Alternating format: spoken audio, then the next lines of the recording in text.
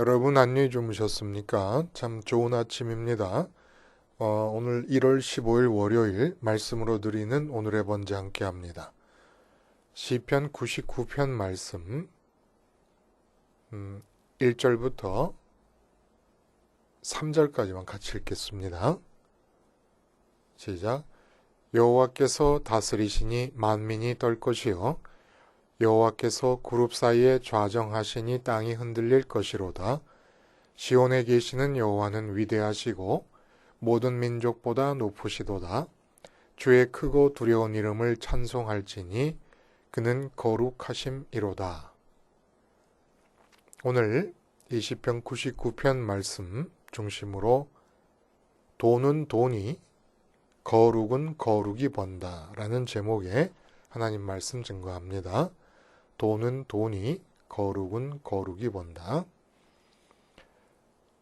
요즘 우리나라에서 소위 잘 나간다 하는 말을 아주 통속적으로 표현하면은 이런 건가 봐요. 저는 제가 그렇게 공감을 못 하겠으니까 그냥 다른 사람들이 하는 말을 빌려서 말하자면 잘 나가는 게 뭐냐? 휴대폰은 2년마다 최신 기종으로 변경하고 자동차는 럭셔리 외제차를 타고 강남 최고급 아파트에서 산다. 이게 아마 잘 나간다 라고 통할 수 있는 여건인가 봐요. 그래서 대한민국 사람들에게 돈을 벌어 무엇을 사고 싶냐고 물어보면 남녀노소의 차이는 있지만 대부분이 아마 최신 휴대폰과 고급 외제차와 강남의 고급 아파트 등이라고 답한다고 보고 있는 모양이에요. 이게 부를 자랑하는 대표적인 상징물이 되었는 모양입니다. 근데 이런 분위기 속에서 인터넷상에 재밌는 글이 하나 떠돌아요. 워렌 버핏이라고 하는 분 다 아시죠? 99조 원의 재산을 가지고 세계 3위 부자로 등극되어 있는 분입니다. 근데 이분에 관한 얘기가 재밌는 게 60년 된 2층 집에서 살고 있어요. 60년 동안 한 집에서 살고 있어요. 2층 집. 현재 시가로 한 7억 원 한답니다. 7억 원이면은 제가 알고 있는 분에게 들은 얘기인데 지금 판교에 새로 아파트 단지가 들어섰잖아요. 거기에 전셋값 정도밖에 안 돼요. 강남에서는 전세도 못 얻습니다. 자동차는 미국 차를 타고 다니는데 2014년형 캐딜락인데 45,000달러. 우리나라로 치면은 제네시스 정도. 그전에는 8년 동안 캐딜락을 타고 다녀가지고 왜 바꿨느냐? 딸이 창피하다고 너무 차가 헐어가지고 그래서 바꾼 차가 45,000달러짜리 한 5천만 원 채 안 되는. 그리고 더 문제라기보다 더 쇼킹한 거는 그분이 갖고 다니는 핸드폰이 2010년에 나온 삼성에서 나온 구형 플립폰이랍니다. 플립폰이라는 게 아마 접었다 폈다 하는 걸 말하는 건지. 근데 이분의 인터뷰 내용 중에서 기자가 이렇게 물어봐요. 왜 다른 부자들처럼 그 최고가의 럭셔리한 대저택에 살지 않습니까? 라고 물어봤더니 이분이 한 말이 그러한 대저택으로 이사를 가는 것이 과연 내게 행복을 줄 수 있을 것인가 확신할 수가 없어서 안 간다. 그분 말 그대로 해봅니다. 만약 다른 곳으로 이사해서 더 행복해진다면 벌써 이사했을 것이다. 라고 답을 했다고 합니다. 여전히 99조 원의 재산을 가지고도 행복의 문제를 탐색 중입니다. 그래서 제가 오늘 아침에 99조 원의 재산가도 완전히 풀지 못한 행복의 문제에 대한 확정적인 답을 여러분들이 드릴 수가 있다는 거예요. 돈은 돈이 번다고 말합니다. 돈이 있어야 돈을 벌어요. 영어로도 money beget money, money begets money라는 게 비겟이라는 게 이 아버지가 아브라함이 야곱을 낳고 할 때 그 낳고가 비겟 아닙니까? 돈이 돈을 낳는다. 돈이 돈을 번다. 그래서 예수님께서 돈과 재산, 재물과 하나님과 재물을 겸하여 섬길 수 없다라고 말씀하셨는데 왜 그러냐? 우리가 돈을 열심히 벌고 싶어 하잖아요. 그래서 벌려고 애를 쓰잖아요. 그 벌려고 애를 쓰는 것이 섬기는 거다 이런 말입니다. 하나님도 어떻게 섬기느냐? 돈을 벌려고 애를 쓰는 것처럼 그렇게 하나님을 벌려고 애를 쓰는 것이 하나님을 섬기는 것이다라는 겁니다. 같다는 거예요. 돈에 대한 우리의 태도나 그 태도를 돈이라는 대상 대신에 하나님께 적용하면 똑같아진다는 겁니다. 그래서 이제 새해를 시작하면서 여러분 또 걱정이 많으시잖아요. 그렇죠? 불안하시고 여러 가지 치러져야 될 일들과 사건들 잘 돼야 될 텐데 걱정도 많으시고 그렇죠? 근데 이런 불안과 어떤 여러 가지 걱정거리들에 대한 해답을 돈이나 아니면 뭐 좋은 직장이나 아니면 인간관계나 이런 데서 찾지 말고 성경에서 찾아보자는 겁니다. 에덴을 낙원으로 지으셨어요. 낙원이라는 말은 우리식으로 바꿔 얘기하자면 아무 걱정거리가 없는 삶의 환경이다. 이렇게 보면 돼요. 불안해할 것도 두려워할 것도 걱정할 것도 없는 삶의 환경이다. 그리고 에덴이라는 말의 뜻이 그런 것처럼 그냥 기뻐하고 만족하고 감사하면 된다. 이게 낙원이에요. 잠시 살다 죽어도 이렇게 걱정 없는 기쁨만의 삶을 살다 죽으면 좋겠어요. 근데 이런 에덴의 삶에서 인간인 아담이 해야 될 것은 딱 한 가지였습니다. 선악과 나무 열매를 안 따먹는 것을 하면 되는 거예요. 안 따먹는 걸 하면 돼요. 그러면서 아무것도 하지 않아도 돼요. 그러면 다 하나님께서 하시고 아담이 움직이는 것조차도 하나님께서 아담 안으로 들어오셔서 하나님의 판단과 하나님의 생각과 계획으로 아담을 움직여 가시는 겁니다. 제2의 창조가 아담을 통해서 하나님과 아담의 연합을 통해서 이루어지는 거죠. 아무것도 안 하고 선악과만 안 따먹는 걸 하면 되는 거였어요. 자, 이제 타락했어요. 그럼 이제 뭐 하면 돼요? 이제는 또 에덴을 살 수 있게끔 허락하신 거예요. 복음의 사건이 바로 우리가 에덴을 살 수 있도록 허락하신 겁니다. 에덴이 뭐라고요? 낙원이 뭐라고요? 아무 걱정 없이 사는 거예요. 근데 에덴 동산에서 타락하기 전에는 한 가지 하는 일이 뭐였습니까? 선악과를 안 따먹는 것을 하면 되는 거였어요. 이제 예수님의 십자가 사건이 우리를 다시 에덴의 삶으로 회복시키려고 합니다. 뭐 하면 됩니까? 십자가 나무에서 예수님의 죽음을 따먹기만 하면 되는 거예요. 선악과 나무를 안 따먹으면 걱정 없는 삶이 되는 것이고 타락한 이후에는 예수님의 십자가 나무에서 예수님의 죽음을 날마다 순간마다 따먹기만 하면 에덴을 사는 겁니다. 걱정 하나도 없이 불안 하나도 없이 워렌 버핏도 아직도 해결 중인 행복의 문제를 완벽하게 끝장낼 수가 있다는 겁니다. 십자가 나무에서 예수님의 죽으심을 날마다 따먹고 순간마다 따먹기만 하면 요거 한 가지만 하면 그러면 에덴에서 선악과를 안 따먹고 있는 상태와 타락한 세계에서 십자가 나무에서 예수님의 죽음을 따먹고 있는 상태가 무엇이기에 우리에게 에덴을 허락하느냐는 거예요. 공히 두 경우가 다 우리에게 거룩함을 유지시켜 주는 길입니다. 우리의 마음 상태를 거룩한 상태로 유지시켜 준다는 거예요. 이렇게 거룩한 상태로 유지시켜 주면 어떤 일이 일어나느냐? 거룩한 하나님께서 우리 안으로 들어오십니다.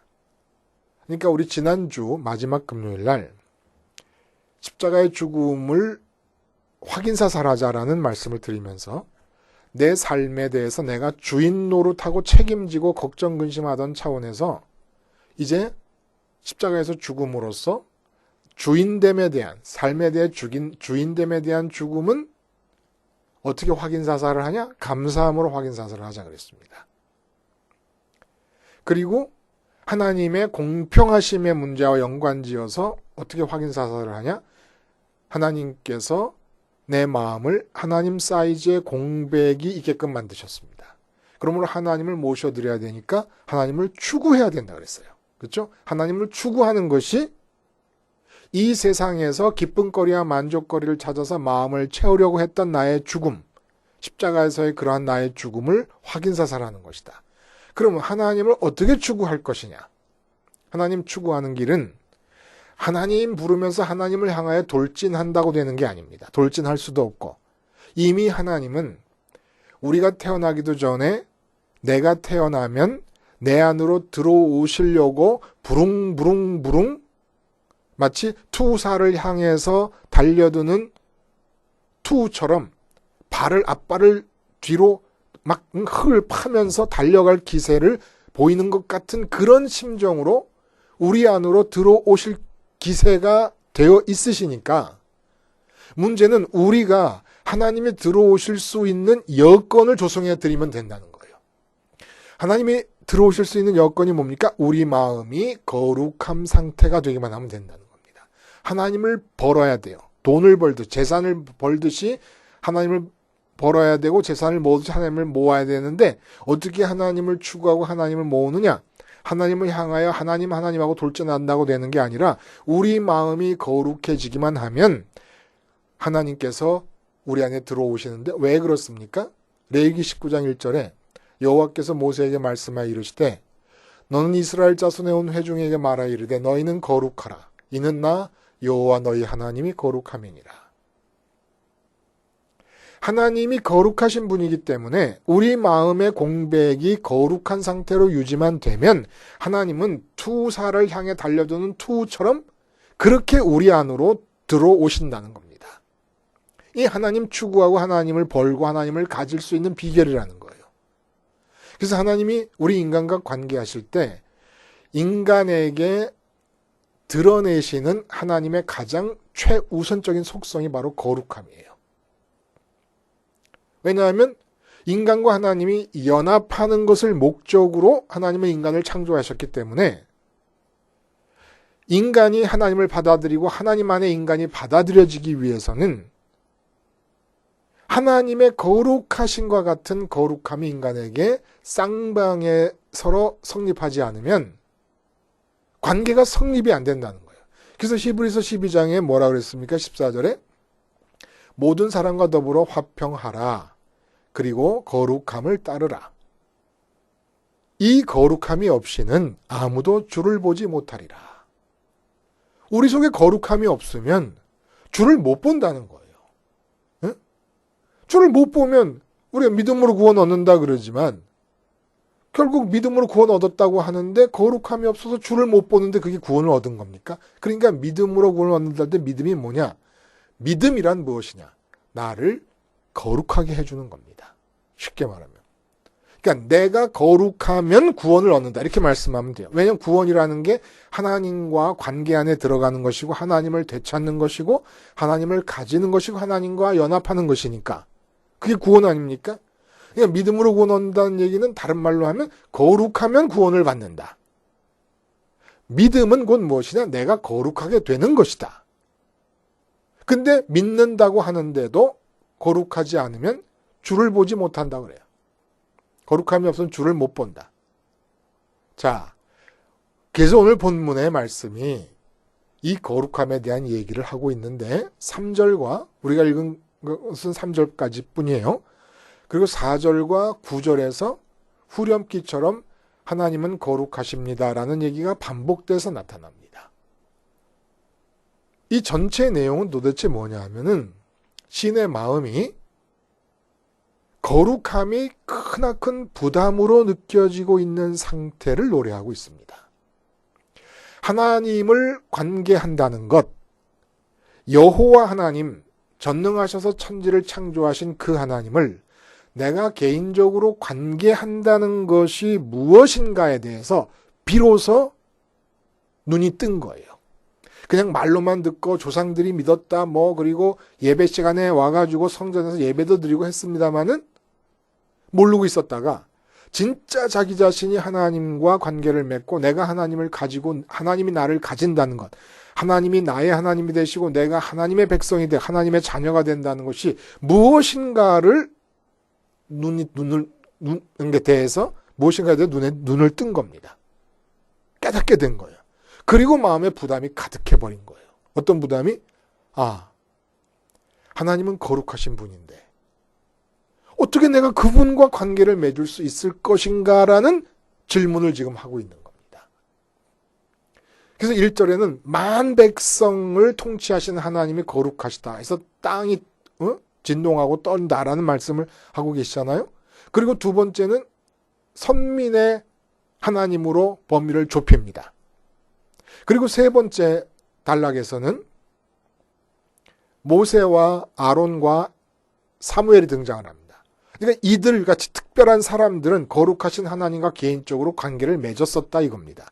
그런데 그들에게도 잘못이 있었지만 하나님께서 그 정도 잘못을 다 용서해 주시면서 거룩한 관계를 맺어서 그들이 기도하면 하나님이 응답도 해주시고 했으니 이 나 같은 사람은 어떻게 하나님과 관계를 맺을 것인가? 라는 걱정이 태산인 거예요, 지금. 거룩하신 하나님을 내가 가질 수만 있으면 재산을 모으고 돈을 벌듯이 하나님을 모으고 하나님을 가질 수만 있다면 그냥 에덴이 되는 거거든요. 왜냐하면 내 삶의 주변 여건은 하나님이 책임지실 것이고 내가 생각하고 판단하고 움직여야 될 모든 일들은 하나님이 나를 장갑처럼 끼시고 움직이실 것이니까 걱정할 게 아무것도 없는 거예요. 하나님만 들어오시면. 근데 하나님이 하필 거룩하시네. 거룩하시다 보니까 내가 거룩하지 않으면 하나님을 모실 수가 없어요. 그러니까 걱정이 태산인 거예요. 왜냐하면 출애굽기 19장에 보면 출애굽을 시켜놓으시고 시내산에서 계약을 맺으실 때 하나님이 이제 강림하십니다. 시내산에. 그때 뭐라고 얘기하십니까? 12절에 보면 너는 백성을 위하여 주위의 경계를 정하고 이르기를 너희는 삼가 산에 오르거나 그 경계를 침범하지 말지니 산을 침범하는 자는 반드시 죽임을 당할 것이라. 그런 자에게는 손을 대지 말고 돌로 쳐 죽이거나 화살로 쏘아 죽여야 하리니 짐승이나 사람을 막론하고 살아남지 못하리라. 경계를 넘지 못하겠어요. 왜냐하면 거룩하신데 거룩하지 않은 인간이 다가왔다가는 돌로 쳐 죽임을 당하는 게 마땅하다는 얘기입니다. 이런 하나님을 어떻게 우리가 가까이 하겠느냐는 얘기예요. 그러면서 마지막에 시인 스스로가 하는 답변이 뭡니까? 그 답변이 9절에 너희는 여호와 우리 하나님을 높이고 그 성산에서 예배할지어다. 여호와 우리 하나님은 거룩하심이로다. 그 성산이 뭐예요? 시온이에요. 예루살렘입니다. 그 왜 예루살렘에서 예배하라는 거예요? 성전이 있기 때문에. 성전에 뭐가 있기 때문에? 성전에 번제단이 있기 때문에. 그리고 1절을 보면 여러분 여호와께서 다스리신 만민이 떨 것이요 여호와께서 그룹 사이에 좌정하시니 땅이 흔들릴 것이로다. 지성소를 말이에요. 그룹. 법궤 위에 법궤의 뚜껑이 속죄소라는 이름의 뚜껑이 있었는데 그 뚜껑 위에 두 천사가 날개를 서로 마주본 채로 쭉 피고 있어요. 그래서 법궤를 보호하고 덮고 있는 형상을 하고 있습니다. 하나님이 거기에 임재하신다는 거예요. 지성소의 법궤 위에 임재하시고 그리고 맨 마지막에 번제단이 있는 곳에서 그 거룩하신 하나님께 예배를 드리라는 겁니다. 자, 어떻게 하면 거룩하신 하나님을 우리가 벌 수 있을까요? 번제단에서 가능하다는 거예요. 그러면 번제단에서 우리에게 주어지는 의미를 십자가에서 주님이 완성하셨으니까 그래서 십자가의 죽음을 먹으면 돼요. 번제단에서 어린 양이 죽을 때 그 어린 양의 죽음, 어린 양에게 안수한 다음에 죽이지 않습니까? 그럼 그 안수할 때 나의 모든 죄악된 내용물들이 다 옮겨집니다. 그래서 양이 죽을 때 내가 죽는다고 고백을 하는 거예요. 십자가의 죽음 마찬가지. 예수님의 죽음을 나의 죽음으로 고백하는 게 죽음을 먹는 건데, 이렇게 죽음을 먹음으로써 내가 거룩해진다는 것이 무슨 뜻이냐? 거룩함이 뭐냐는 거예요. 지성소 얘기를 합니다. 하나님이 지상에서 온 지구 표면 가운데 인격적으로 인간을 만나시기 위해서 내려오실 수 있는 유일한 지점은 그 옛날 구약 성경 시대 때 성전의 성소 안에 있는 지성소의 법궤 위였습니다. 그러니까 이곳이 유일하게 거룩하다는 거예요. 근데 지성소와 성소를 어떻게 만들었습니까? 무려 4중의 덮개로 덮어놨습니다. 첫 번째는 청색, 자색, 홍색 실로 짠 천으로 그 성소를 덮어요. 성막을 만들 때 얘기예요. 그 다음에는 이 양털로 짜서 또 덮어요. 그 다음에는 순념소, 홍색 물을 들인 순념소 가죽으로 덮어요. 그리고 그 다음에는 또 해달, 그러니까 물개처럼 생긴 바다에 사는 바다 물개처럼 생긴 그런 짐승의 가죽을 벗겨서 또 덮어요. 4겹으로 덮어요. 이유가 뭡니까? 차단. 하나님께서 임재하시는 곳은 지성소에 임재하시는데 그것은 그렇게 4겹의 덮개로 차단이 돼야 된다는 겁니다. 이 지성소의 모습을 우리 마음이 가져와야 된다는 거예요.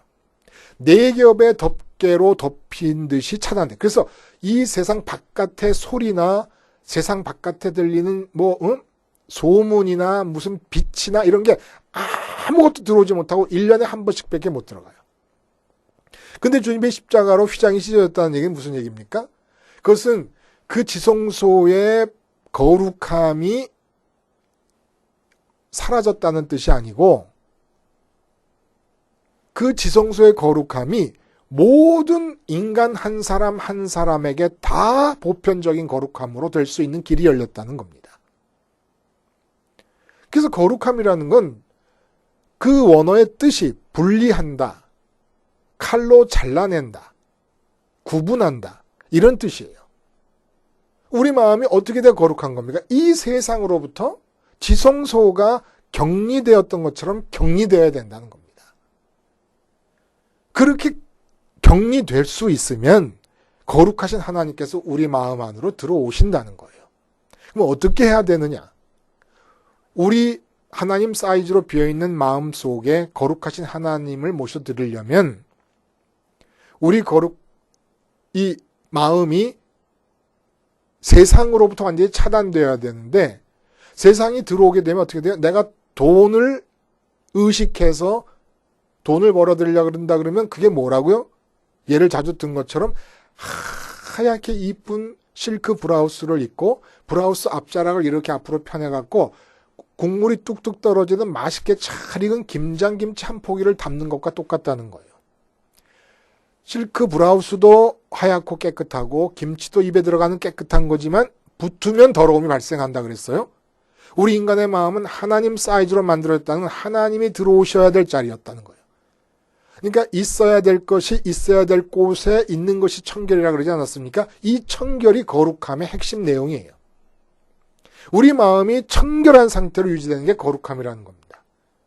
어떻게 그러면 그것이 가능하겠냐? 지성소와 같이 우리 마음이 유지되려면 어떻게 해야 되느냐? 우리 의식이 십자가를 붙잡으면 된다는 겁니다. 에덴에서 선악과를 따먹기 전에 거룩함이 유지될 수 있었던 것은 선악과를 안 따먹었으니까 판단이 안 돼요. 그럼 여러분 한번 실제로 해보세요. 오늘 연습 삼아서. 만약에 여러분 남편이 돈을 못 벌어 왔다. 그러면 돈을 못 벌어 오면은 당장에 못 번다는 사실 자동적으로 우리는 이 상황을 판단합니다. 아이고 큰일 났네. 어떻게 살지?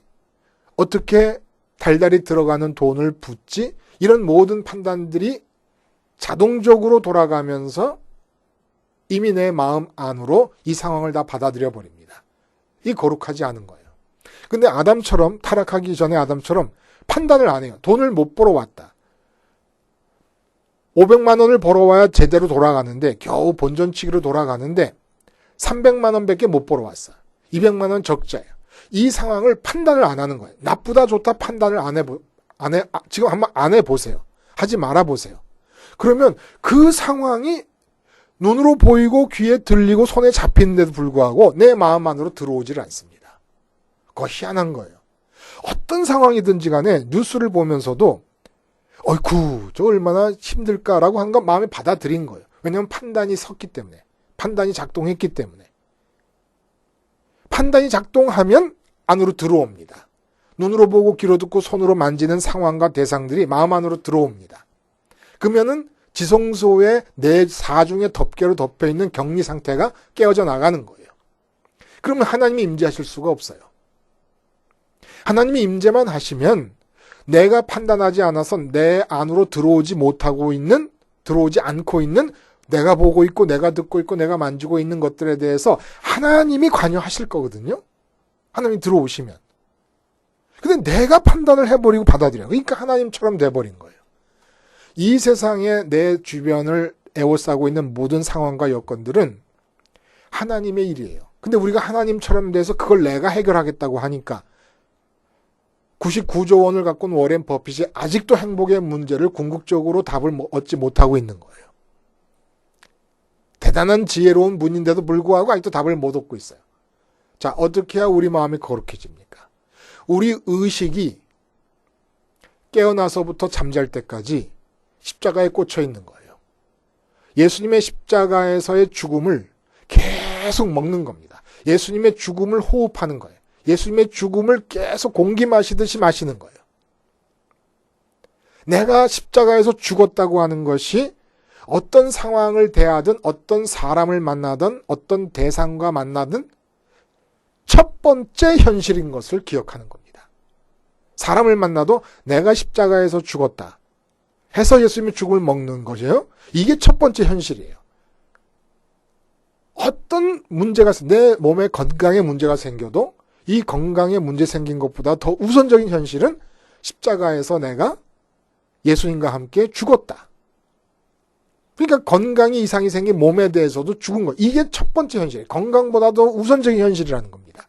이렇게 하면은 건강에 문제가 생기던 재정에 문제가 생기건 가족들에게 문제가 생기건 내 마음 안으로 그것들이 들어오질 못해요. 그 상황이. 그래서 지성소처럼 사중의 덮개로 차단된 것처럼 차단이 되어버립니다. 그러면 하나님이 들어오세요. 십자가를 통해서 내 마음에 아무것도 들어오지 못하게 하는 겁니다. 언젠가도 말씀드렸듯이 영화 드라큘라 영화 보면 옛날에는 드라큘라가 마늘하고 십자가를 싫어해갖고 십자가를 탁 들이대면 드라큘라가 도망가잖아요.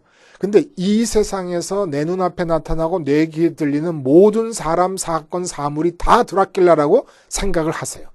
다 드라큘라예요. 그래서 십자가를 마음에 품고 내가 십자가에서 죽었습니다로 내 마음에 들어오지 못하게 하는 겁니다. 선악과 나무가 있는 에덴에서는 선악과 나무를 안 따먹는 일만 하면 됐어요. 십자가가 있는 지금의 타락한 세상에서는 십자가에서 죽으신 예수님의 죽음만 따먹으면 되는 거예요. 그러면 내 마음에 세상이 못 들어와요. 세상이 못 들어오면 하나님이 들어오십니다. 하나님이 들어오시면 나를 둘러싸고 있는 모든 나의 삶의 여건과 환경과 조건과 모든 대상들은 다 하나님께서 맡아서 행하시고 처리하시고 내가 움직여야 될 것들은 하나님 나를 장갑삼아 끼시면서 움직여 가실 거예요. 워렌 버핏이 99조를 갖고도 해결하지 못하는 문제, 주님의 십자가를 바라보면 내 의식이 십자가에 꽂히면, 의식이 십자가에서 주님의 죽음을 날마다 먹으면 내 하나님 사이즈의 마음은 거룩함이 유지가 되고, 이 거룩함이 유지되는 마음이 내 안으로 들어오고 싶으셔서 나를 이 땅에 내보내신 그 하나님이 들어오시게 하는 조건이 되어질 겁니다. 그리고 이렇게 십자가의 죽음을 날마다 먹는 이것이 뭐예요? 이게 믿음이에요. 응? 한 번 세례받는 게 아니에요. 그래서 루터도 뭐라 그래요? 행사로서 예식으로서의 세례는 한 번을 하지만 데일리 베프티즘이라는 말을 합니다. 루터가. 날마다 세례를 받는 것이다. 그리고 이 세례가 사도 바울은 주님과 연합해서 주님 십자가에서 죽는 것이 세례라고 말했습니다. 그래서 골로새서 같은 경우에는 또 이걸 할례라고 말해요. 우리 마음에서 몸의 할례를 때 몸이 만나는 모든 것들을 마음에 들이지 말라는 거예요. 이렇게 해서 거룩함을 유지하라는 겁니다. 왜냐하면 거룩함이 없으면 주를 만날 수 없어요. 이제 환경과 여건을 바꾸려 하지 마시고 거룩함에 집중하는 겁니다. 나의 마음의 거룩함은 지성소같이 4개의 사중의 덮개로 가려져서 세상으로부터 차단돼야 돼요. 그러면 들어오신 하나님께서 세상을 살아가실 것입니다. 이렇게 해서 거룩함이 거룩함을 불러들임으로써 워렌 버핏의 99조에 해당될 만큼 어마어마한 액수 아닙니까? 그만큼 올 한 해는 거룩하신 하나님의 부자들이 되실 수 있기를 간절히 바랍니다. 기도하시겠습니다. 하나님 아버지, 십자가를 날마다 따먹는 것 한 가지로 나의 삶을 평강으로 평정할 수 있게 해 주시옵소서. 거룩함의 재벌들이 되게 해 주시옵소서. 예수님의 이름으로 기도드리옵나이다. 아멘.